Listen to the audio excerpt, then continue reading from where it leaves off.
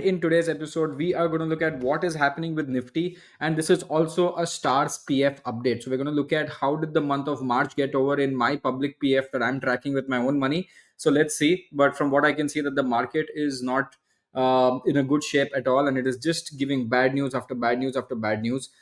We did do a small recovery, so let's quickly go into it and look at what's happening with the market and try to understand where we are at right now. So just let's look at it without wasting any more time. Now, this is our Nifty. By the way, I'm shooting this video on the Sunday. So market's not open yet. And if you see, yes, definitely we had a nice fall from September. So it went down, down, down, down, down. And then over here, just March, first week of March, we started seeing signs of recovery and we literally went back up to 23,750 on 25th March. And it was also a beautiful sign of reversal because it did break the downward trend line that was created. We did break that as well, so it was looking very good for us overall from a mega time frame. Even now it's not looking extremely bad, because when the market came down, it also looked like a retest from a longer scheme of things. If I do it on the weekly chart, you'll see it more clearly. It looked like a retest, but now a lot of things have changed, because usually what happened, it breaks out, retests, and then starts going back into an upward trajectory, and that's what we think should happen or should have happened. But right now something else is happening right now, right? What is going on? This whole nonsense between the Trump tariffs coming in and countries retaliating has created massive issues. Now, if you look at the market today, and I'm shooting this on Sunday and waiting for the markets to open up, but from what we're seeing, Japanese market has hit lower circuit. It has gone to 8.5% down, right, which has become very, very interesting.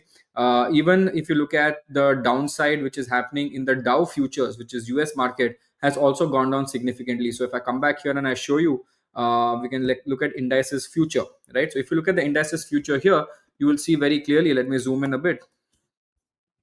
You will see that US 30, US 500, US Tech 100 is down 5%. Small cap Russell is around minus 4.46%. The VIX has shot up by 28%. So this doesn't look good at all from a US standpoint. And if you look at, as I showed you, if you go to Asia Pacific, you look at Japanese market is down minus 6.89, and it hit the lower circuit as well. And not just that, if you look at our own market, which is going to open today, again, I'm shooting this on Sunday, so I don't know when it's going to open. Where will it open next day? But from what it looks like, it's indicating a minus 615 point drop down to around 22,300 on the future level. So a 600 point drop would somewhere come under the range of 22,300 to 22,200, right about here, right? Which is imagine opening gap down around here. So there's a very high chance that if it opens gap down, there will be massive institutional buying that happens during this gap down, and we should start seeing a pullback coming in. But again, it looks like from what we can see here, we are going to end below the trend line again and again. This is going to go into a very bad trajectory, right? So that is something that looks very disappointing, right? We should have started going up in a good state. And if you look at India, I would really say that India is still in a very strong position. We have nothing wrong in our country as of now, so we are still bullish. US is creating a lot of volatility in the market, and whenever there is surprises in the market, the market hates it, right? And that is why we see that there is huge volatility in the US market, Japanese market, and a lot of other markets.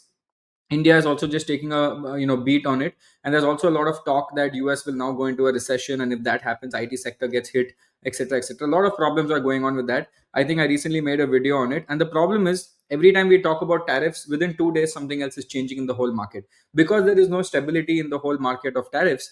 Everything is going up and down. Either which way, let's look at how our portfolio is looking like, because what to do, we're slightly unlucky, right? Recently, actually, before that, let me just show you. I also made a beautiful post on Twitter. You guys can check it out, right? So I've become a little active on Twitter, so you can go check out on Twitter. So this is where I see the play happening on US, right? Currently US markets will go down for a while. Indian markets will also take a small hit, because obviously US markets are going down, so Indian markets will also take a beautiful hit on that front as well.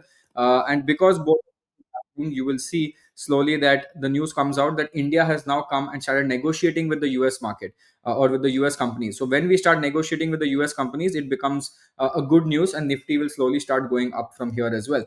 And if we look at that, Indian markets will start recovering slowly, but Trump will still continue to fight against China, because he's not going to let China win. That is a very clear statement that he's done. But surprisingly, Europe has come and retaliated as well. US eventually will have to lower their interest rates. the inflation will go up. Most countries would have negotiated the tariff by then, so some inflation would have come down, and then they will have no option but to boost consumption by lowering tax rates, and they will initiate quantitative easing. Quantitative easing is flooding the market with a lot of money, lot of dollars. And if not just them, India has already started doing a lot of injections of money into the market. China had recently done a stimulus package. US also will do that, and again we will go back into a bull run very soon, or we will go back into an upward trajectory, right? So literally at this point, China and Europe can just wait, and US can just self implode at this point. India, if it plays its cards right, it should come out net to net positive. But again, let's see what's happening. I believe this is a very temporary dip. Whatever dip we're seeing now is not our problem, and it will be a temporary dip. And even the entire tariff that came on India for import, export, etc., is a very small percentage of our GDP, so it is not going to affect us a bit too much, right? So let us look at the stocks that we have coming back to this. So this is how it currently looks like right now. Look at this. So right now it is down minus 25%, right? In the last 3 months, Jan, Feb, March, at the end of March, we are still down around 25%. Um, as you can see here, if I show you the companies, what is the most affected over here, you will see that the companies that are most affected right now, let me do it this way. Yeah, apar industry is the biggest drop that has happened. It had multiple problems. Apar, what is the multiple problems? One, they had a massive fight coming up in the entire space of wires, so this has taken a hit. Anantraj has fallen down, Zaggle has fallen down. Also, these three companies I did not average in my last averaging cycle. I didn't average this. Motilal is around 34, taken a good hit, 30% on 361. Innova 23, Kaplan 19, Prudent 19, Novama 17. PGL is the only one that still has some strength in the market. And then we have Varun Beverages sitting at plus 2%. The only thing that is sitting positive is is Varun Beverages, and this is also a company we averaged very recently. Two companies we averaged in the last cycle, that was Varun Beverages and Kaplan Point, right? Both of which are very strong companies. So these are the two companies that have been averaged. If I have to show you the Excel sheet, now this Excel sheet I usually share it with the community, and I keep track of it. As you can see, we put month on month tracking, and I write this personally myself. And this is what is going on month on month, that is in the sheet, right? So let me zoom in. So if I had to show you from a very simple standpoint, the entire PF is down minus 25%, as you can see, and another 1.5% I booked before in the past. So total 27% down. Right now, the small cap index is down minus 17%. So we're almost 10% correlation off from small cap index, which is completely fine, because if and when the small cap index recovers, maybe it'll take 6 months, maybe it'll take 1 year. We were on a very good path of recovery. If that happens, then the PF, the portfolio itself on an overall level should do well. So that is where it is currently looking at right now. And if I look at it from a month on month tracking, in fact, we can see that there was a very good recovery that happened with everything, right? We were at minus 34% at the end of Feb. And towards the end of March, we came to minus 29. Sadly, in this month, I remember at the peak, we were at minus 20%. It had gone, I had recovered almost 14% of the PF, but then in the last few days, it again started falling back down again. So minus 29% is what it looks like right now, and small cap index is around was around minus 15% when all of this happened. So right now, it looks very interesting from what I can see. Again, there's still around 9 months to go, so I want to see how this plays out. But the way I'm looking at the market right now, it seems like it is going to be a long, drawn out process. I don't think we're going to go back to September highs for sure, and I need to go back to Jan second highs for me to break even, basically, which is also quite far away, right? Which is also somewhere around here. So the Jan second high is around this point here. So this is where I'd invested, and right now Nifty is here. And if I show you the small cap again, this has also fallen quite deeply.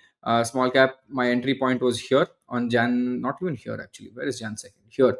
My entry point was on this top, and now the market is basically over here, right? So we have a good recovery to happen.